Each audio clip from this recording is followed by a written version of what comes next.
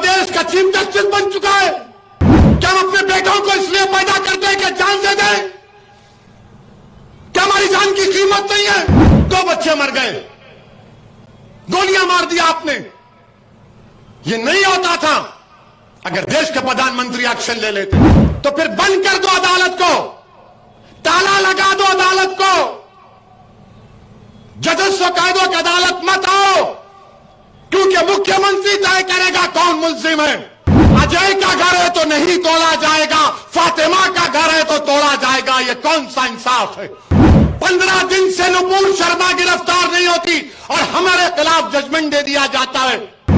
आफरीन फातिमा के घर को नहीं तोड़ा, तुमने भारत के रूल ऑफ लॉ पर बुलडोजर चला दिया। मेरे अजीज दोस्तों और बुजुर्गों, आज हम देख रहे हैं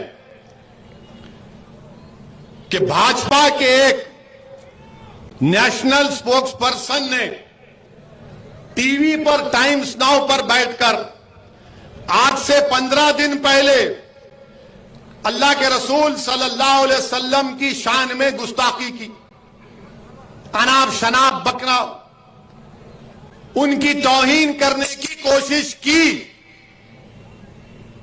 तौहीन कोई नहीं कर सकता इंशाअल्लाह ताला मेरे आका की शान में, कोई नहीं कर सकता, कोई नहीं कर सकता। कोशिश की और कुरान में अल्लाह ने क्या कहा? वो रफाना लका जिक्र, हमने आपके जिक्र को बुलंद किया। उलमाओं के मशवरे पर अमल कर रहा हूं। अल्लाह ने कुरान में क्या फरमाया? वो रफाना लका जिक्र, कहे मेरे हबीब हमने आपके जिक्र को बुलंद किया।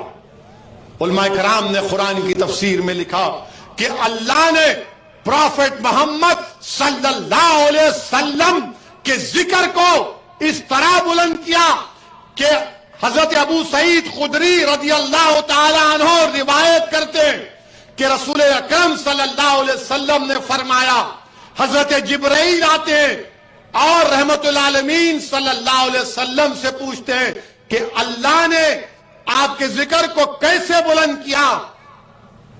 कमली वाले आका फरमाते हैं कि अल्लाह जानता है। तो हजरत जिब्राइल फरमाते हैं कि अल्लाह फरमाता है कि मेरे हबीब जब हम आपके रफी जिक्र को ऐसा बुलंद किए कि जहां कहीं भी अल्लाह फरमा रहा है कि जहां कहीं भी मेरा जिक्र होगा वहां पर आपका जिक्र होगा, जहां कहीं भी अल्लाह का जिक्र होगा वहां पर मोहम्मद सल्लल्लाहु अलैहि वसल्लम का जिक्र होगा। कलमे में अल्लाह का जिक्र तो मोहम्मद सल्लल्लाहु अलैहि वसल्लम का जिक्र। अल्लाह कुरान में फरमा रहा है कि मेरी इताअत करो और मेरे हबीब की इताअत करो। अल्लाह और फरिश्ते रसूल रहमत पर दुरूद और सलाम भेज रहे हैं और हमसे कह रहे हैं कि मेरे हबीब पर दुरूद और सलाम भेजते रहो। वो रफाना लका जिक्र। अब कोई कोशिश भी कर ले, कुछ नहीं होगा इंशाअल्लाह ताला। मगर तुम अपनी जबान से अनाप शनाप तक के मुसलमानों से नफरत का इजहार करे हो। 15 दिन हो गए, हमने पुलिस कंप्लेन भी की मगर आपने कुछ नहीं किया। आपने अनाप शनाप बक दिया और लोग बोलते कि वैसी तुमको इतना तकलीफ क्यों हुई, मेरे से पूछते। तो मैं उन दीवानों से कहना चाह रहा हूं, किसी शायर ने अच्छा कहा था कि फर्श वाले तेरी शौकत का उलू क्या जाने,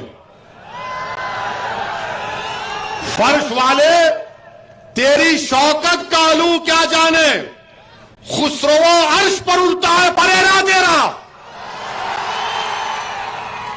अब ये लोग ये आके बोले, अरे तुम क्या बोल सकते, तुम कुछ नहीं बोल सकते, तुम सिर्फ अपनी जबान से अपने गंदी सोच का इजहार तुमने किया। और किसी शायर ने खूब कहा, मिट गए मिट गए मिटते हैं, मिट गए, मिटते हैं, मिट जाएंगे आधा तेरे, ना मिटा है ना मिटेगा कभी चर्चा तेरा। सच है ना ये? क्या कभी रसूलुल्लाह का चर्चा खत्म होगा? क्या मोहम्मद सल्लल्लाहु अलैहि वसल्लम का जिक्र खत्म होगा? क्या जब तक दुनिया कायम रहेगी मोहम्मद सल्लल्लाहु अलैहि वसल्लम का नाम रहेगा, बाकी रहेगा इंशाअल्लाह ताला। मगर हम देश के प्रधानमंत्री से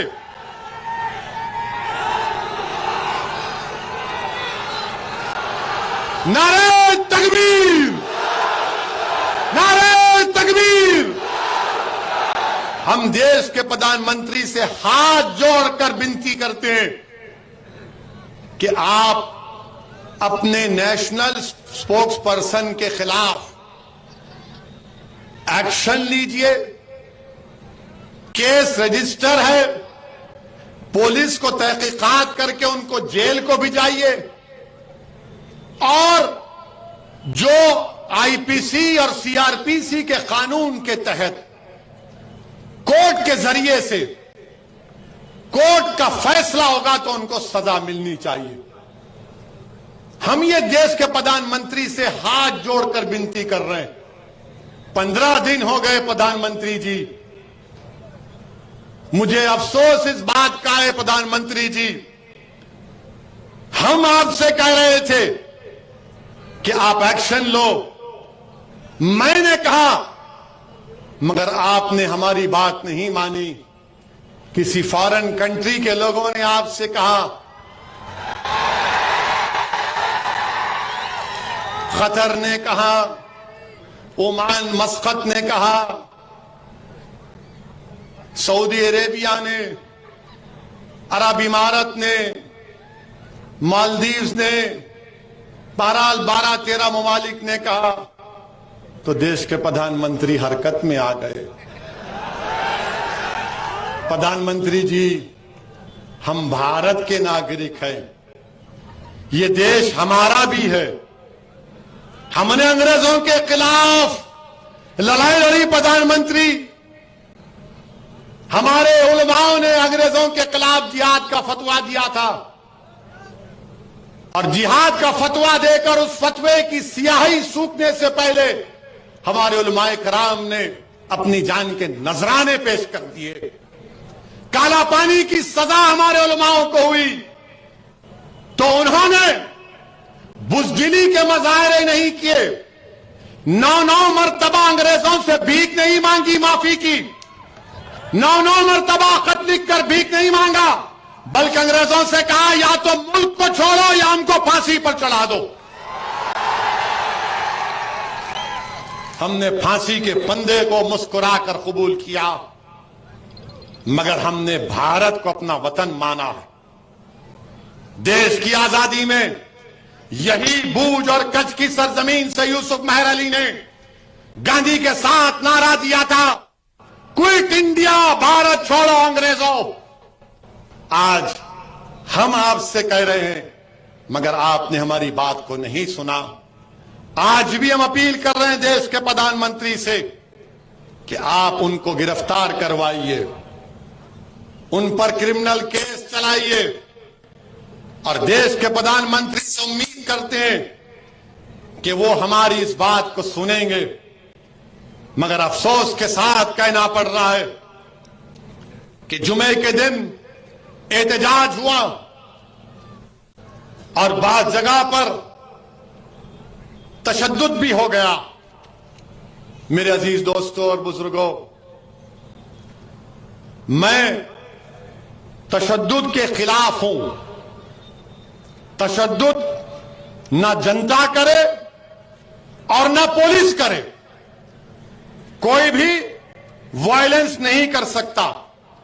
अब एक बात आपको और मीडिया के जरिए कहना चाह रहा हूं, जो बात बीजेपी के नेशनल स्पोक्स पर्सन ने कही, 15 दिन हो गए, जेल को नहीं गए, अरेस्ट नहीं किया गया। अब मिसालें देकर बता रहा हूं, जो प्रधानमंत्री कहते ना सबका साथ, सबका विश्वास, सबका विकास, ये सब झूठ है। क्यों है? 27 जुलाई 2019 पीटीआई की रिपोर्ट है कि एक फहीम अजीम सिद्दीकी हैं मीरठ जिले के, उन्होंने देश के प्रधानमंत्री की फोटो को तोड़ मोड़ कर पेश किया, उनको गिरफ्तार किया गया, गद्दारी का देश के ऊपर इल्जाम लगाकर जेल को भिजाया गया। एक केस ये 2014 में एक ब्रिजेश यादव साहब हैं बलिया जिले के, 2014 में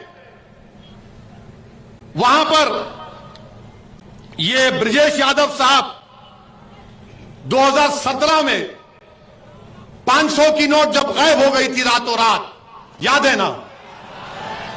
मोदी जी ने कहा गई, तो ब्रिजेश यादव ने ये अपने फेसबुक पोस्ट में लिखा, क्या लिखा कि मोदी ने कहा था कि 50 दिन दो भाइयों बहनों, कहा था ना, मीडिया वाले नाराज नहीं होना। उसने कहा 50 दिन हो गए, बताओ क्या हुआ? तो ब्रिजेश यादव को 22 दिन जेल में रखा गया। तीसरा एक कलाम, कुंडा तहसील प्रतापगढ़ जिले के, उसने फेसबुक पर लिखा कि मुगल सराय को नाम बदलकर दीनदयाल उपाध्याय क्यों बनाया जा रहा है, तो उनको जेल में डाला गया। 14 दिन जेल में थे। फिर पूरा लिख के आया हूं,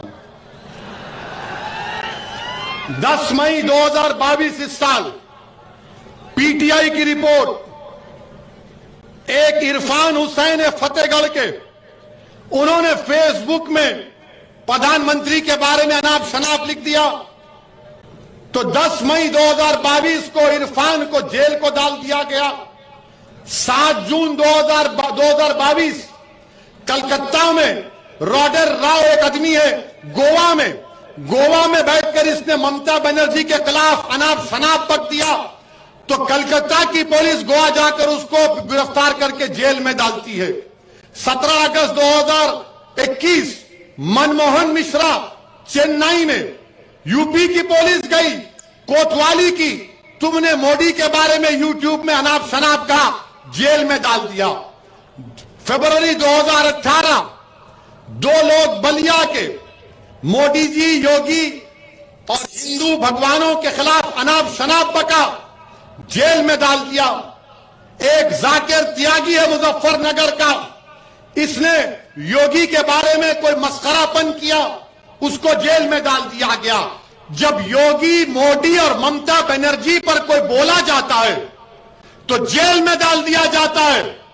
एक केस में तो 5 साल के बाद डाला गया। और मेरे रसूल सल्लल्लाहु अलैहि वसल्लम के की शान में वो नुपुर शर्मा अनाप शनाप बकती है। 15 दिन हो गए, आप उसको आराम से घर में बिठा कर रखें। अब बताओ मुझ पर इल्जाम लगाने वालों मैं क्या करूं? मेरे रसूल के बारे में अनाप शनाप बका जा रहा है। ये 5 तुमको वाकयात बता रहा हूं। और फिर तशद्दुद वायलेंस का मैं खिलाफ हूं। बताओ, झारखंड में 2 मुस्लिम बच्चों को गोली मार दी गई। पुलिस ने मुदस्सर को, जो इस्लाम नगर का है, साहिल को, जो चिश्तिया नगर का है, ये बच्चे शहीद हो गए, मर गए, कत्ल कर दिया गया। सर पे गोली मार दी साहिल के। ये बच्चों को गोली मारेंगे आप?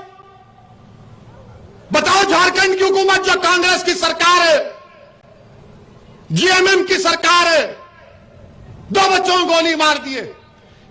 अफसर आलम एक बच्चा, 6 गोलियां उसको मारी गई, 4 निकाली गई, 2 गोलियां उसके जिस्म में। और वो साहिल की मां क्या कह रही है, मैं वीडियो देखा, वो कह रही कि रसूलुल्लाह सल्लल्लाहु अलैहि वसल्लम के लिए मेरे बेटे ने अपनी जान को कुर्बान कर दी। नहीं, तुम थाली नहीं मारोगे। सोचो थोड़ी देर के लिए, तुम्हारा भाई था, तुम्हारा बेटा था, क्या करोगे तुम? क्या हम अपने बेटों को इसलिए पैदा करते हैं कि जान दे दें? क्या हमारी जान की कीमत नहीं है?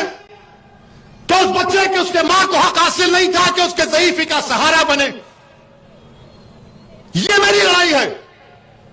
इस पे बोलते हैं भड़काऊ भाषण दिया, 2 बच्चे मर गए, गोलियां मार दिया आपने।